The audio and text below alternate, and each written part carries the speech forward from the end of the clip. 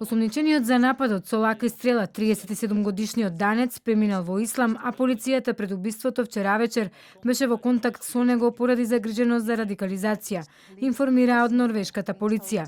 Данскиот државјанин е уапсен синоќа, откако уби 5 лица, а двајца се тешко повредени.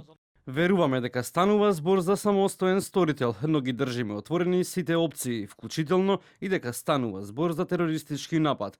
Предходно имаше загриженост дека човекот е радикализиран. Жртвите се 4 жени и 1 маж на возраст меѓу 50 и 70 години. Полицијата вечерта добила пријава за инцидентот. Мажот го започнал својот напад од еден супермаркет кој се наоѓал во западниот дел на градот Конгсберг. Осомничениот е приведен за точно 34 минути. Данецот во моментов е во притвор, а во тека истрага за да се утврди дали нападот може да се третира како терористички акт.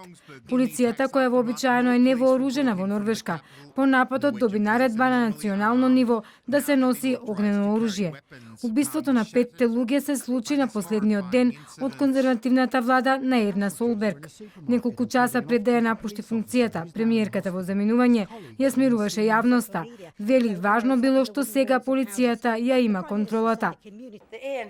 Разбирам дека многу луѓе се плашат, но важно е да се нагласи дека полицијата сега ја контролира ситуацијата.